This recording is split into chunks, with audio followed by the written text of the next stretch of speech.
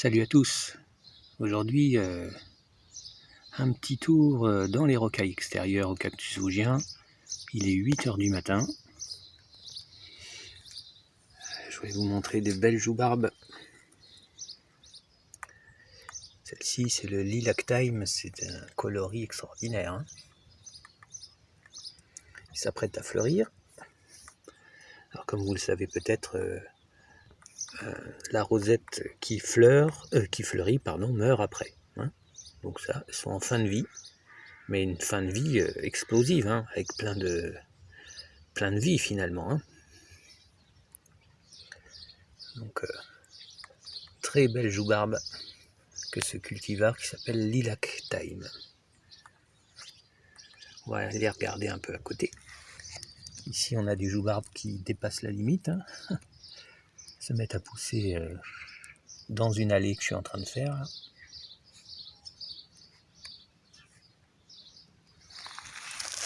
Il y a le Sempervivum Irasu aussi que j'aime beaucoup avec ses couleurs extraordinaires. Et une toute petite joubarbe, c'est le Sempervivum Barbulatum. Voilà, miniature. Ça c'est magnifique, hein. Il y a un moment de l'année où elles sont presque noires. C'est pas le cas, là on est début juillet. On va aller un peu plus loin. Ici, très belle joubarbe. Elle a pris des proportions incroyables, elle est devenue gigantesque. Elle a doublé de volume. Ah, je pense que le terreau lui plaît, hein. Donc pareil, là, une fleur en préparation. Elle est magnifique celle-là, mais wow, elle a doublé de volume. Avec toute la pluie dans ce moment, il y a plein de choses qui se ressemblent. Là, c'est un petit sedum. Voilà.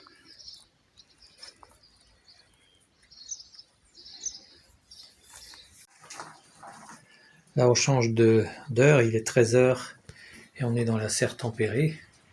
Un visiteur hier m'a fait remarquer que le yucca préparait sa fleur, je ne l'avais pas vu. J'avoue que je m'y attendais pas, parce que c'est la première fois qu'il fleurit. C'est Yucca Aloipholia variegata. Voilà, il prépare sa floraison. Bon, bah la floraison va probablement toucher le plafond de verre. On verra bien comment ça se passe. La plante a vraiment beaucoup poussé, et puis il y a cette branche là en bas que je vais devoir tailler à la tronçonneuse pour faire un peu de place, parce que là ça devient, elle écrase tout. Donc on en reviendra les jours suivants pour cette belle floraison qui se prépare. Ici à l'extérieur, première floraison pour ce Cylindropintia imbricata. Première floraison de l'année, hein, parce qu'il a déjà fleuri les années précédentes. Il prépare un certain nombre de fleurs. On va en voir un autre un peu plus grand qui en prépare une 50aine. Regardez cette beauté. Le début juillet, c'est un grand classique, hein, pour ces plantes-là. Même si cette année tout est en retard, et ben là c'est à l'heure.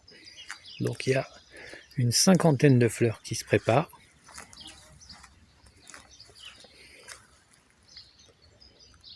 Là ça va s'ouvrir.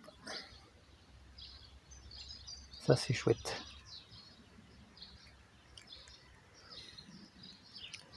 On va aller un peu plus loin. Ici des Opuntia humifusa, différents, fleurs jaunes, ou à fleurs jaunes et rouges. Plantes totalement rustiques, évidemment sans protection. Il y en a là aussi.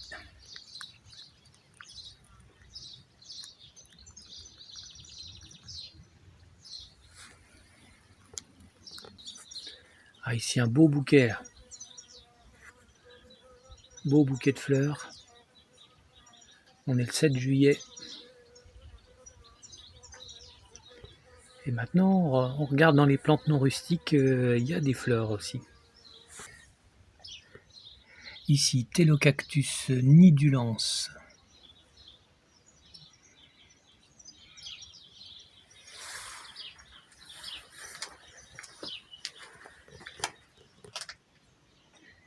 Ici un très bel échinopsis dont je n'ai pas le nom. Hier il y a plu toute la journée, alors la fleur n'arrivait pas à s'ouvrir, mais aujourd'hui que le soleil c'est bon. Timide floraison de Mammillaria longimama. C'est un semis qui a une quinzaine d'années.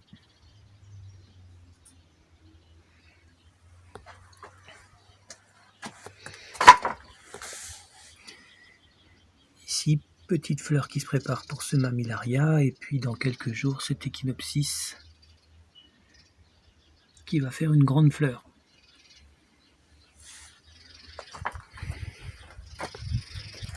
Ah, ça flash.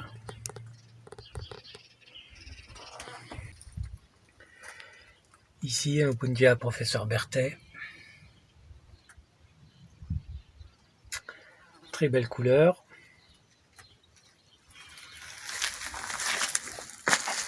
Et ici aussi, une belle floraison pour cette plante décidément très envahissante.